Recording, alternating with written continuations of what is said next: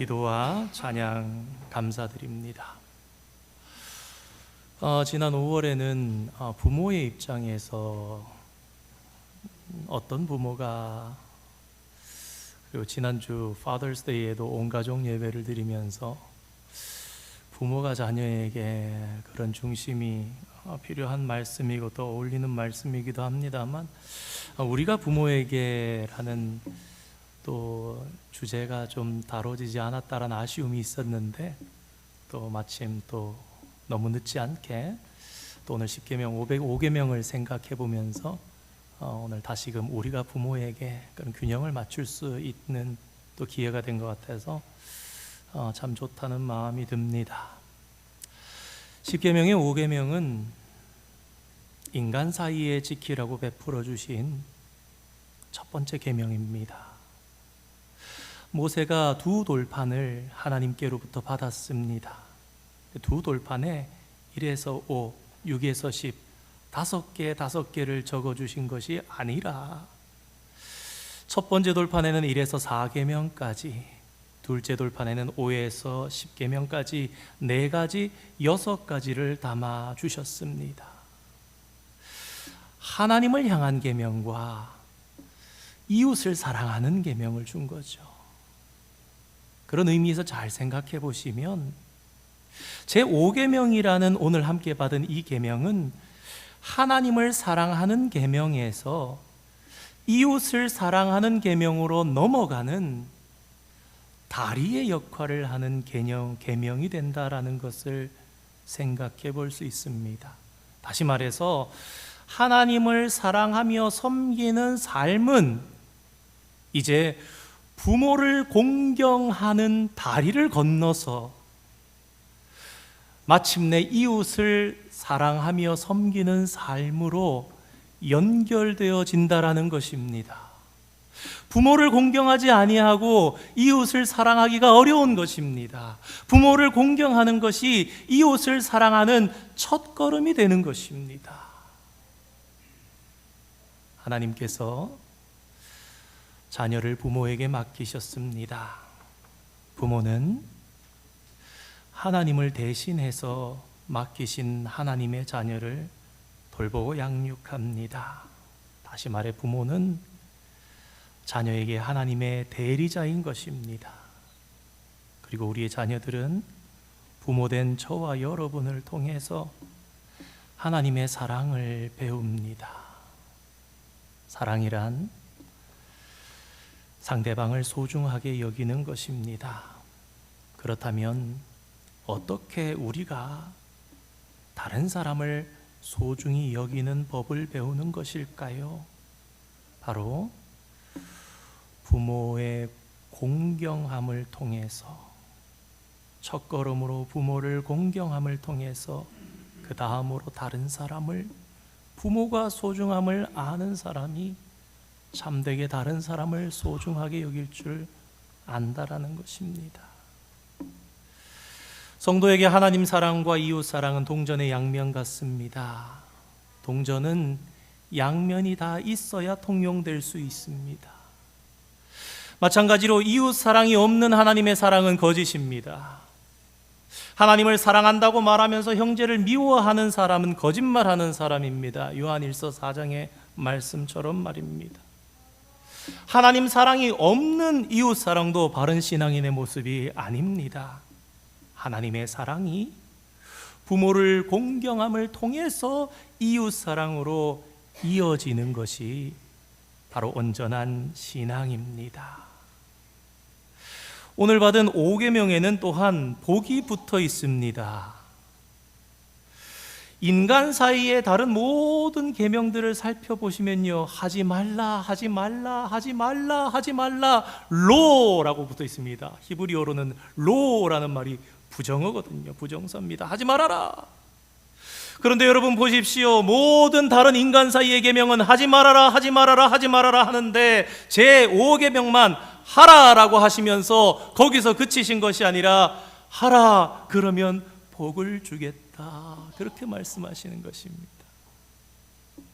사도 바울도 이 사실을 언급했습니다. 우리 에베소서 6장 2절 3절 말씀 한번 띄워주시면 좋겠습니다. 함께 읽어보겠습니다. 시작. 내 아버지와 어머니를 공경하라.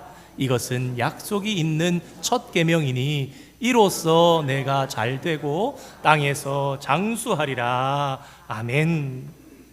어떻게 생각하면 부모 공경은 자식으로서 당연한 일인 것 같은데 하나님께서는 축복까지 친히 약속해 두신 것입니다.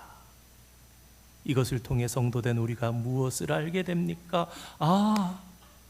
하나님께서 당신의 백성에게 이것이 얼마나 중요한 계명인지 알라고 하시는구나 라는 것을 알게 되는 거예요.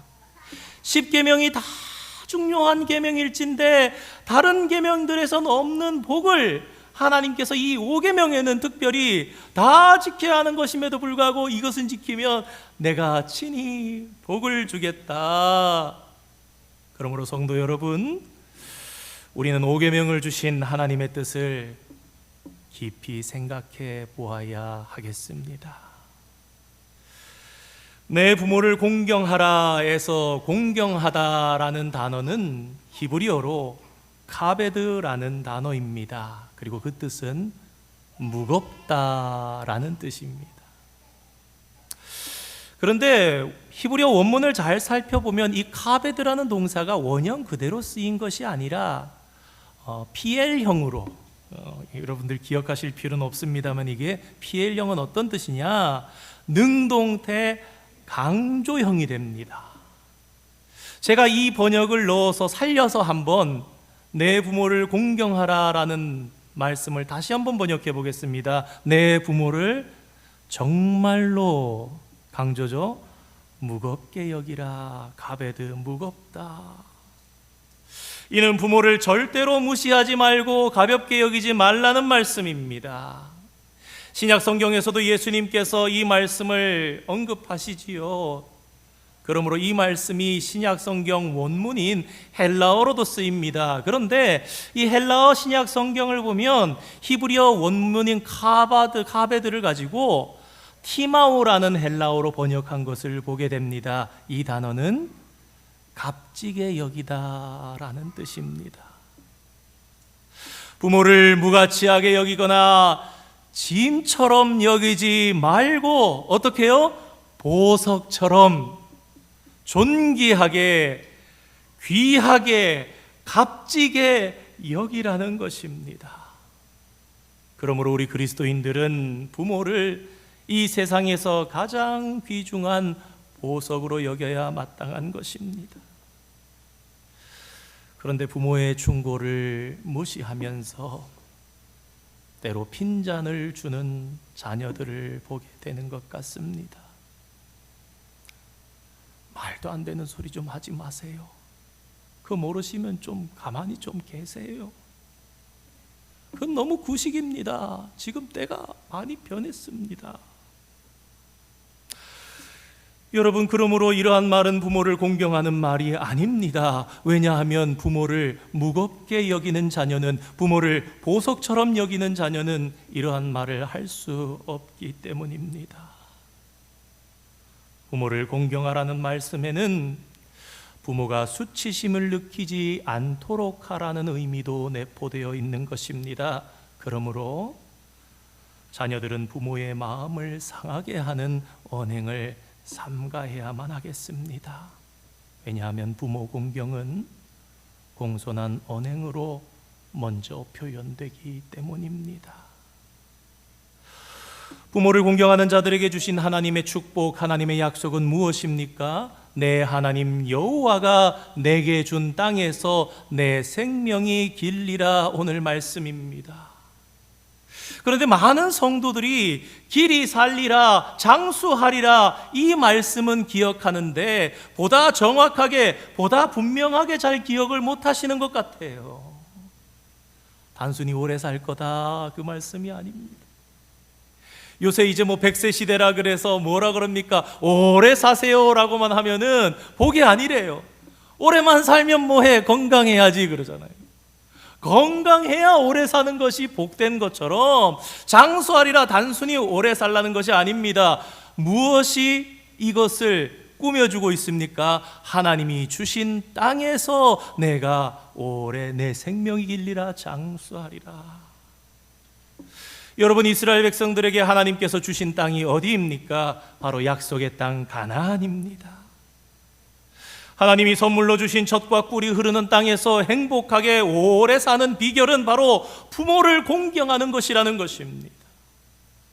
하나님이 선물로 주신 땅을 빼앗기고 이방 땅으로 저 멀리 포로로 끌려가서 그 땅에서 비참하게 오래 사는 것이 결코 축복이 아닌 것입니다.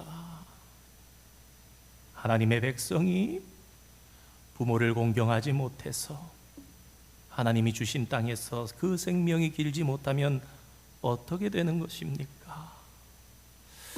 이스라엘 나라가 망하고 그 땅에서 쫓겨나는 것입니다. 하나님의 백성이 전쟁에 패배하고 죽임을 당하거나 노예로 끌려가는 것입니다. 하나님의 선물로 주신 땅에서 복된 삶을 누리며 사는 길은 바로 부모를 공경하는 것이다. 그 말씀을 주신 거예요. 반대로 얘기하면 부모도 공경하지 못하는 사람은 젖과 꿀이 흐르는 땅의 축복이 가당치도 않다. 누릴 만하지 못하다. 누릴 자격이 없다라는 것입니다. 사랑하는 성도 여러분, 오늘 십계명 5계명의 부모 공경은 하나님의 권면이 아닙니다. 해도 되고 안 해도 되는 선택이 아닙니다. 하나님의 명령입니다. 어떤 목사님이 이렇게 목회 경험담을 말씀하시는 것을 들었습니다. 저는 지난 30여 년 동안 목회를 하면서 수많은 가정들을 지켜보아 왔습니다. 그 삶을 통해서 저는 하나님의 말씀이 진리라는 것을 확인할 수 있었습니다. 하나님은 허투루 약속하는 분이 아니셨습니다. 부모를 공경하는 성도는 하나님이 주신 선물을 누리며 복되게 살아갔기 때문입니다. 그러면서 이렇게 말씀합니다. 하나님이 주신 선물을 누리며 살고 싶으십니까? 그러면 여러분 부모를 공경하십시오. 물론 성도 여러분, 이 목회자 한 분의 고백만을 가지고 모든 사람의 신앙과 삶을 평가할 수는 없을 것입니다. 어느 성도가 불행한 일을 당한다고 해서 예를 든다면 그가 부모를 공경하지 못했다거나 말씀에 불순종했기 때문이라고 단순하게 해석할 수 없다라는 것입니다. 욥기 성경을 보듯이 세상에는 우리가 이해할 수 없는 고통도 많이 있기 때문입니다. 그러나 성도 여러분, 하나님은 우리를 향하여 내 부모를 공경하라 말씀하셨고 우리가 부모를 공경하면 복을 주겠다고 약속을 하셨습니다. 그러므로 이것을 기억하며 귀히 여기고 실천하는 성도가 다 되시기를 주님의 이름으로 축원드립니다. 레위기 19장 32절 말씀 한번 띄워주시겠습니까? 함께 읽어보겠습니다. 시작. 너는 셋머리 앞에서 일어서고 나는 여호와이니라. 아멘.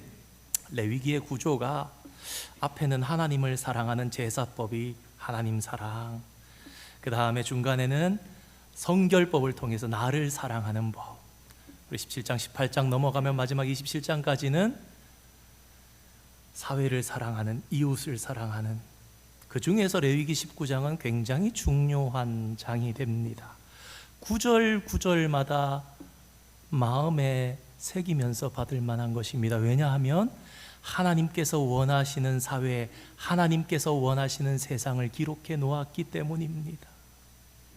그 중에 기록된 말씀이 방금 읽은 레위기 19장 32절 말씀입니다. 이 말씀을 통해서 우리는 하나님께서 꿈꾸신 세상의 한 부분을 보게 됩니다. 하나님께서 꿈꾸신 세상 중에 한 부분은 어떤 부분인가? 바로 노인이 존경받는 사회입니다. 하나님께서 당신의 백성들이 살아가는 아름다운 세상은 어떤 세상이어야 마땅하냐? 노인들이 존경받는 사회. 방금 말씀처럼 백발의 노인 앞에서는 일어서고 노인의 얼굴을 공경하는 사회. 그런데 방금 읽은 레위기 19장 말씀에서 노인을 공경하다라는 이 공경으로 번역된 단어는 앞서 봤던 출애굽기 20장에 내 부모를 공경하라의 말씀에 사용된 히브리어 카베드가 아닙니다. 여기서는 하다르라는 단어가 사용되었는데요, 이 단어는 직역하면 존경하다, 높이다 라는 뜻이 됩니다. 사랑하는 성도 여러분, 하나님을 경외하는 사람은 마땅히 백발의 노인 앞에서 일어서고 또한 노인의 얼굴을 존경해야 합니다. 한국에 살 때 보면 버스나 지하철을 타면 어르신들이 이렇게 다음 승차장에서 올라서 타실 때가 있습니다. 그러면 뭐 당연한 것처럼 마치 용수철이 탁 튀면서 일어나듯이 탁 일어나서 어르신 여기 앉으십시오. 그런 젊은이들이 간혹 있습니다. 그런 모습을 보면 참 든든하고 그런 청년들이 건강해 보이고 마음이 흐뭇하기까지 합니다. 그런데 노인이 타든지 말든지 보고도 그대로 앉아있든지 눈을 감고 잠자는 척하는 젊은이들도 있고요, 그런가 하면 젊은이들 중에는 이렇게 불평하는 사람들이 있습니다. 피곤하고 바쁜데 왜 노인들이 이 바쁜 출퇴근 시간에 대중교통을 이용해가지고 불편하게 하느냐. 그러나 성도 여러분, 노인들도 그 시간에 대중교통을 이용해야 할 이유가 있기에 이용을 하는 것입니다. 가난했던 우리 조국 대한민국을 부유하게 만드는 데 있어서 젊은이들이 한 일은 없습니다. 그 시대를 타고나지 않았다라고 말할지 모르겠지만 젊은이들이 수고해서 나라를 부강하게 만든 것이 아니라 모두 앞선 세대의 어르신들이 고생해서 나라를 부강하게 만들어 우리에게 물려준 것입니다. 그러므로 젊은이들은 우리에게 부강한 조국을 물려준 노인들에게 고마운 마음을 가져야 하는 것입니다. 저는 이민사회도 마찬가지라고 생각합니다. 30년, 40년, 50년 전에 이 땅에 먼저 와서 고생하며 애쓰며 억울하며 살아왔던 인생, 그러나 여기 사회에서 한국 이민사회를 만들고 애써서 우리에게 남겨주신 이 이민사회가 있기에 오늘날 더 늦게 이민 온 젊은 이민자들이 덜 불편하게 편리하게 살아갈 수 있는 것 아닙니까? 그래서 우리 시니어 잔치를 하면은 가끔 인사를 해달라, 기도를 해달라 부탁을 하시면 그런 말씀을 꼭 드립니다. 우리 어르신들 너무 감사합니다. 힘들고 어려운 시절에 이민 오셔서 이렇게 살아내주시고 이렇게 이민사회에서 한인들이 발을 뻗어나갈 수 있도록 마련해 주셔서 저희들이 더 편하게 삽니다. 살아계시는 그 자체만으로도 너무너무 고맙습니다. 그런 말씀을 드립니다. 그러니 젊은이들은 백발의 노인 앞에서 일어서야 하고 노인의 얼굴을 존경해야 합니다. 노인들이 존중받지 못하는 사회는 하나님께서 기뻐하시는 세상이 아니라는 것을 다시금 마음속에 새기기를 원합니다. 부모의 공경은 또한 사회의 질서의 기초를 세우는 마음을 기르는 것입니다. 아까도 말씀드렸듯이 세상을 향해 나아가는 하나님의 사랑에서 세상을 향해서 사랑으로 나아가는 기초. 그래서 하나님께서는 더욱 부모 공경을 강조하십니다. 우리는 부모 공경을 통해서 권위 앞에 숙일 줄 아는 사람으로 살아가게 됩니다. 여러분 한번 생각해 보시기 바랍니다. 자기의 부모도 공경하지 못하는데 어찌 다른 노인을 공경할 수가 있겠습니까? 그리고 자기의 부모를 공경 못하는 사람이 어찌 하나님을 제대로 경외할 수 있겠습니까? 부모의 공경은 어르신들을 공경하는 삶으로 이어지고, 그리고 이어서 하나님을 공경하는 삶으로 나아가는 것입니다. 이제 돌아가신 한국에서 사랑받던 옥하는 목사님이 이런 말씀을 하셨습니다. 부모님을 공경하지 못하는 자는 하나님을 섬길 자격이 없다. 보이는 부모님을 공경하지 못하는 사람이 어떻게 보이지 아니하는 하나님을 공경할 수 있겠는가? 만약 이 사실을 부정하는 사람이 있다면 그는 성경적으로 완전한 거짓말쟁이가 되고 말 것이다. 주님의 말씀도 사도 바울도 마찬가지지요. 하나님의 말씀은 자신에게 적용하며 순종해야 합니다. 두 가지로 생각해 보겠습니다. 자녀들은, 그리고 부모들은 어떻게 적용해야 하는가? 오늘 말씀, 내 부모를 공경하라. 그리하면 내 하나님 여호와가 내게 준 땅에서 내 생명이 길리라. 먼저 자녀들은 이 말씀을 어떻게 적용하며 순종해야 할까요? 다른 것에 있지 않습니다. 자신에게 적용하며 순종해야. 자녀들은 자신의 부모를 공경하면서 순종하면 되는 것입니다. 여러분, 말씀을 자세히 보시기 바랍니다. 내 부모입니다. 거기에 다른 조건이 없습니다. 너를 길러준, 너를 사랑해준 그런 거 없습니다. 그냥 내 부모를 공경하라. 부요한 부모를 공경하라. 인품이 좋은 부모를 공경하라. 자애한 부모를 공경하라는 말씀이 아닙니다. 부모에게 허점과 결점이, 허물이 있더라도, 결점이 있더라도 공경하라는 것입니다. 다시 말해서 부모의 결점이 하나님의 말씀에 불순종하는 핑계가 될 수 없다라는 것입니다. 나중에 하나님 앞에 서서, 하나님, 제 부모는 너무나 형편없는 사람들이었습니다. 그래서 저는 제 부모를 공경할래야 할 수가 없었습니다 라고 말할 수가 없다라는 것입니다. 두 번째로, 그러면 오늘의 말씀을 우리 부모들은 어떻게 적용하며 순종해야 할까요? 간혹 자녀들을 향해서 10계명, 5계명이나 부모를 향한 말씀들을 들이밀면서 요구하는 부모님의 모습들을 가끔 볼 때가 있습니다. 예를 든다면 이런 거죠. 야, 봐라, 성경에 하나님이 부모를 공경해라 이랬었고, 야, 그럼 오래 산다 그랬는데 너 교회 다니면서 부모를 공경 안 하는 거야, 이렇게 얘기하라는 이런 식이 아니라는 것입니다. 그러면 어떻게 해야 한다는 말입니까? 예를 든다면 이런 것입니다. 성경을 보면서 우리가 부모 된 사람들이 생각하는 겁니다. 아, 하나님은 부모 공경을 정말로 중요하게 여기시는구나. 우리 아이들이 나를 공경하지 못한다면 하나님께 복을 받을 수가 없겠구나. 그러면 나는 우리 아이들이 부모를 기쁜 마음으로 공경할 수 있도록 애쓰며 힘써야 하겠다.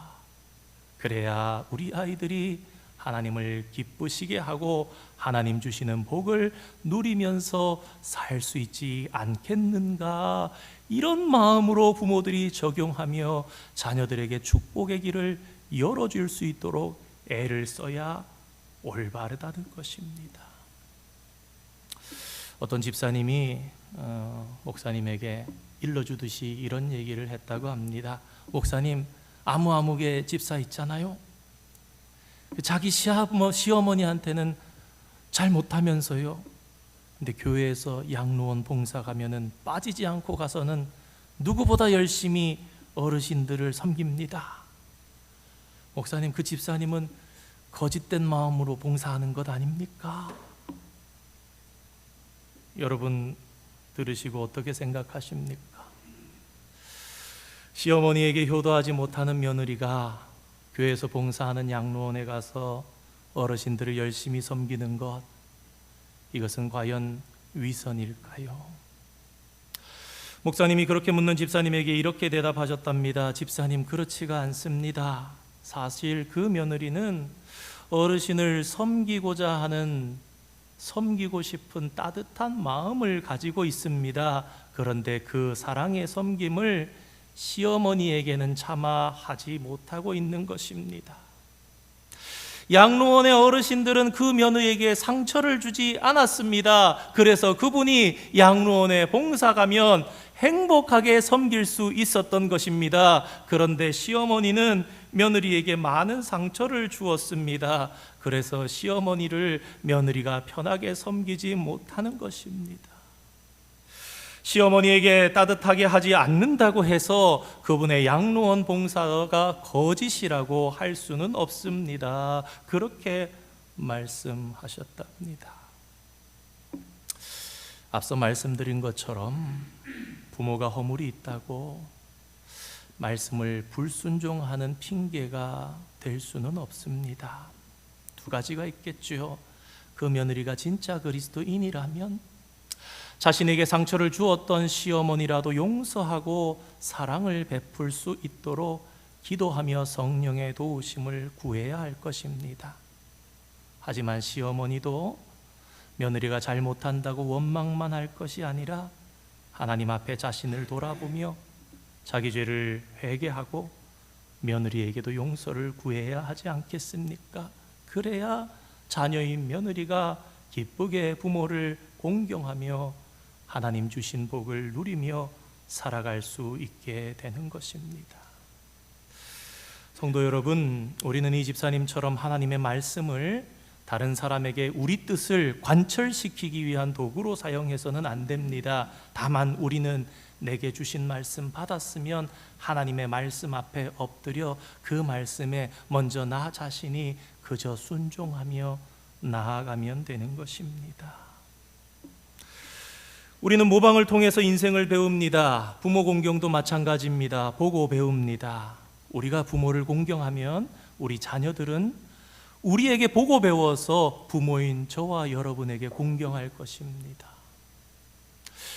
말씀을 준비하며 생각해 봤더니 왜 그랬는지 모르겠지만 사례비를 받으면 어머니께서는 늘 밤늦게 이렇게 가계부를 작성하면서 계획을 이렇게 짭니다. 제일 먼저 11조, 주정헌금, 감사헌금, 여러 가지 기도의 제목들의 헌금을 떼시고 그 다음에 이렇게 저렇게 하면서 두 번째로 부모님 용돈, 또 이렇게 자녀들에게 나가야 할 돈들, 전기비 이런 거 다 하고 마지막에 이제 얼마 남은 이게 생활비다. 돌아보니까 왜 안 자고 늘 어머니 늦게 이렇게 기록하면 그랬는지 모르겠지만 여러 가지 중에서 아직도 인상 깊게 남아있는 것이 그렇게 해야 되는 거구나. 부모님을 위해서 용돈을 이렇게 적지 않게 준비하셔서 드렸던 것이 제 가슴 속에 남아 있습니다. 그래야 되는구나. 우리가 부모를 공경하지 않으면 우리 자녀들도 부모인 우리에게 함부로 대할 것입니다. 십계명은 내 자녀를 학대하지 말며 사랑으로 돌보라는 등의 부모를 향한 계명은 여러분 없습니다. 이거 제가 성경 말씀드린 거 아니에요. 십계명 아닙니다. 내 부모를 공경하라는 자녀를 위한 계명만이 오직 있습니다. 그렇다면 왜 부모들이 지켜야 할 계명은 없고 자녀들이 지켜야 하는 계명만 이 십계명에 들어있는 것일까요? 여러분, 이유는 간단합니다. 자녀들을 향한 부모의 사랑은 본능이기 때문입니다. 부모들은 계명이 주어지지 않아도 그 자녀를 사랑하기 때문입니다. 부모가 자녀를 사랑하는 것은 계명 때문도 복을 받고 싶어서도 아닙니다.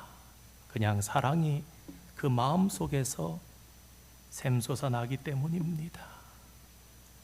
여러분, 그런데 그래서 우리에게는 제5계명이 필요합니다. 공경하라 살펴본 것처럼 히브리어로는 무겁게 여기다, 헬라어로는 값지게 보석처럼 여기다입니다.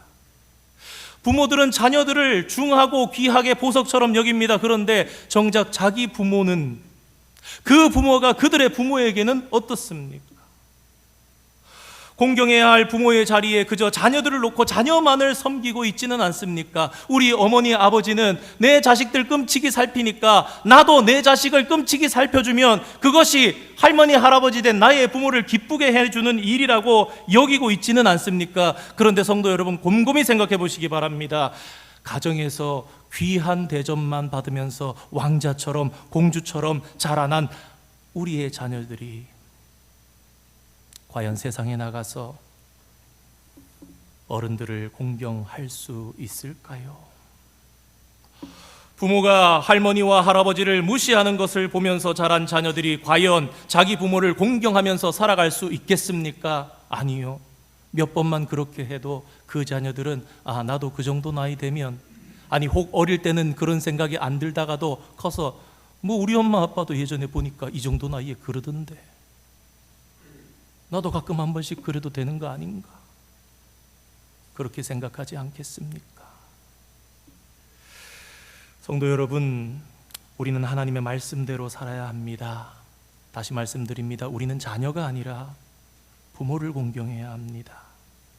그런데 놀랍게도 반대로 그것이 곧 우리 자녀를 사랑하는 길입니다. 부모를 공경하는 모습을 보고 자라난 자녀들이 부모를 공경하고 어르신들을 공경하며 살아가기 때문입니다. 오늘날 우리가 사는 사회는 빠르게 변합니다. 그런데 사회가 빠르게 변하면 가장 힘들어하는 사람들이 누구입니까? 노인들입니다. 은행이 사라져도 젊은이들은 인터넷으로, 스마트폰으로 은행 뱅킹을 하기 때문에 별로 불편하지 않을 것입니다. 그런데 노인들은 다릅니다. 우리 성도님들 중에서도 그런 이야기를 들었습니다. 요새 식당에 가니까 사람이 없고 기계가 이렇게 몇 개 세워져 있더라. 그래서 어떤 분이 그러더라고요. 그냥 나오셨대요. 못 먹고. 키오스크 기계 몇 개 놔두고 주문받는 사람이 없는 환경이 노인들에게는 쉽지 않습니다. 가끔 한 번씩 한국에 가면 대중교통 이용하는 것도, 택시 이용하는 것도 쉽지가 않습니다. 이제는 변해서 버스도 색깔도 다 바뀌고 번호도 다 바뀌고 전철도 그렇게 많아지고, 애들은 보니까 핸드폰 가지고 다 부르고, 핸드폰 가지고 지금 걸어 나가면 된다 그러는데 이상한 사회에 간 것처럼. 무엇을 얘기합니까? 자녀들이 부모를 돌보아주지 않으면 부모들이 살아가기 힘든 사회가 된다라는 것입니다. 노인들은 젊은이들의 따뜻하고 친절한 도움이 필요합니다. 얼마 전에 우리 한인회에서 스마트폰 반 할 때 우리 청년들이 이렇게 가서 봉사하는 거 보면서 참 아름다운 일이라 생각했습니다. 하나만 더 생각하고 마치겠습니다. 나이가 들면 어린아이가 된다고 합니다. 나이가 많이 들면 이전에 안 그랬는데 작은 일에도 섭섭한 마음이 들고 상처가 될 때도 있습니다. 왜 그런가?